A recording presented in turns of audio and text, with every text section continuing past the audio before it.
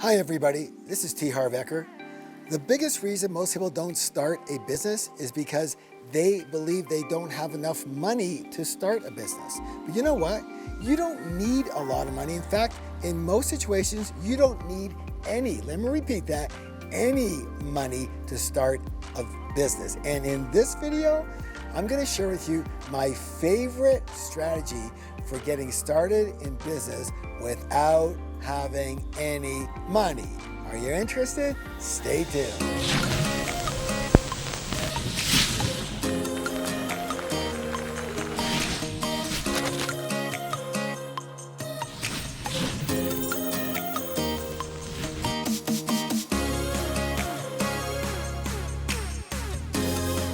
Okay, so we know that kind of money is involved in business, both inflow and outflow, and that there's certain expenditures that have to be made in business. So how do you go about starting a business without any money, especially your own money? Well, obviously there's many ways. One way, of course, is to get other people to fund the business. And how do you do that? Well, if you have the idea, then you can get partners and you can get people who are investors, et cetera, et cetera. And you know what? Most IPOs and companies that go public, the founders might start with just a little bit of their money or very little at all. I've been involved in investments where the founders put none of their own money up, but they have something. They have a formula, they have a patent, they have a something that they have, and now they just need the money. I want to let you know something when it comes to this. I am a major investor, and I can tell you this, what most people don't realize, and what I didn't realize when I was broke or even, kind of middle in the area of money, is that there's more money looking for good ideas than good ideas looking for money. Let me say that again. There's more money out there that are just dying looking for great ideas than there is the other way around. And what does that mean? You've got to be great at whatever part. You got to bring something to the table. And what you bring to the table might be skill, it might be an invention, it might be some intellectual property. Whatever it is you bring to the table, you bring that. Let me give an example of this because this is really critical. Real estate. Real estate is a great way to create wealth, yes or yes. And I can tell you that I know many, many, many people who started with absolutely none of their own money. And of course you can do the fancy stuff with the banks and the this and all that, and that's great. But the easiest way is this. Find a freaking piece of great real estate, okay? Whether it's for cash flow, whether it's a flip, whatever it is, you find it, you tie it up, and then you look for money. And there will be more money looking for you than you looking for money, because people are always looking to make money, to get into a good deal. If you find a situation that's a hot situation, that's golden. So you bring the opportunity, they bring the money, all right? Simple. Now, let me give you, when it comes to standard business practices, and you're gonna open up any type of business, here is the way, the number one way that I teach for people to start with little or no money. Let's go, here it is. I started with a $2,000 credit card loan, and I opened the first store of a chain of retail fitness stores in the world. Okay, you know the retail fitness store, they sell rowing machines, exercise bikes, weights, treadmills, etc. Well, there weren't any stores. I opened the first one, and I opened 10 stores in 2.5 years. But I started with a $2,000 credit card loan. So what did I do? Very, very quickly, here's what I do. I want you to listen closely because you can do this too, because there's a name for this method. Here it comes. All right, so I had this store. There was nothing in the store. There was no sign, there was nothing. I talked, persuaded one of my suppliers to front me one rowing machine. One, just one. It took a while for him to do that, but I pleaded and begged and did everything I could. And he said, okay, I'm gonna ship you one rower and that's it. So he did that. What I do, I took the box, I broke the box apart. I wrote on the box, world's first fitness store coming soon, okay? And then I proceeded to get the rowing machine ready. In my window, there was a sill, there was a large sill. I put the rower in there. I moved the sign up and took off the coming soon. and cross it out and say, here now, all right?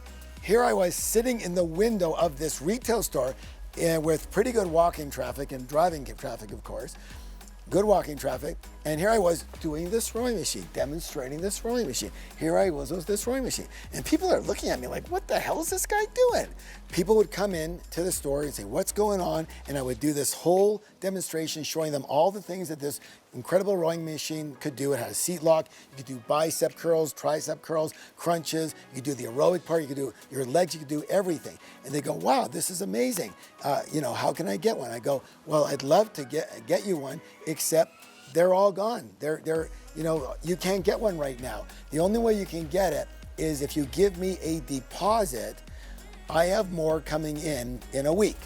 And they go, okay, how much is the deposit? And I go, $395, which was the full price. They go, but that's the full price. I go, right. If you want it for next week's shipment, you have to take care of the full price deposit. If you want to wait a couple of months, you can just give me $100, it's okay. And they go, well, no, I want it right away. Okay, fantastic. And I took the $395. Of course, this would continue and continue and continue, and I would keep on taking deposits for rowing machines that I did not have, okay?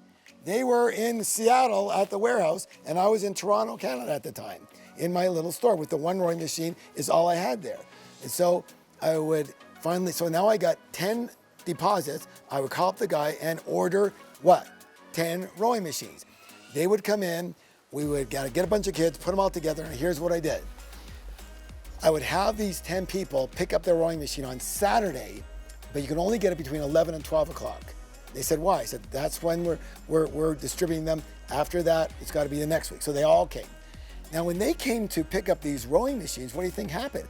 Well, all of a sudden, they're coming and their family's there, et cetera. The store is busy, and outside the store is busy. And they're all walking out with these big boxes of rowing machines. And people are looking at them going like, what the heck's going on? So they would come in the store, and I would do the same demonstration. And then I would take a deposit on the rowers, et cetera, et cetera. Now this went on, and pretty soon it was 20 rowers at a time, then 50 rowers at a time, then 100 rowers at a time that I took deposits for, and in full, and then would order the 100 rowers, right? And then guess what? They all had to pick them up between 11 and 12 o'clock. It was a madhouse. So much, listen to this, so much so that I got a visit from the police chief of traffic. And he said to me, you're causing a problem in our traffic patterns. And I said, what are you talking about? He says, cars are stopping in the middle of the main street here. And it was one of the main street in the city. They're stopping in the middle of the main street to come into your store thinking they're going to just pick up whatever there is. They can't stop. This is causing backups all over for half a mile down the road on both sides. What's going on here? I said, they're just picking up He says, listen, if you want to continue to do this, the traffic has to move. You must hire 2 police officers to direct traffic in front of your store. You know what I said to him? First in my mind, going, what? I go, how much is it? He goes, $75 an hour. I went to myself, oh my God, that's crazy. But then I thought to myself, oh my God, 2 police officers in front of my store? Like, the optics are gonna be crazy. So I said, yeah, fine, let's do it. So of course, the police officers showed up at 11:45. They had a minimum of 3 hours, which I didn't care. And once the police officers were there, it was insane. People thought we were giving things away, like it was some kind of fair or something, free thing, whatever, right? And so that store was packed. And guess what? I had nothing else in the store, just the one rower. I was in it now for literally over 2.5 months and still had one rower in my whole store. And what I do is I had no money into it. I pre-sold. What's the word? Pre-sold. What's the strategy? Pre-sell my product or service before I had to pay for it. And you can do the same. Even if you're a consultant, right? Not that you need a lot of money necessarily to do that, but in anything that you're doing, you take a deposit, and the deposit could be a large, or it could be small, or it could be the whole thing. You get paid in advance, and then you utilize that money to get whatever you need. So I call this customer financing. Customer financing. And you know why it's the best way? Because first, you don't need any money. Secondly, you make customers happy. Third, you get momentum.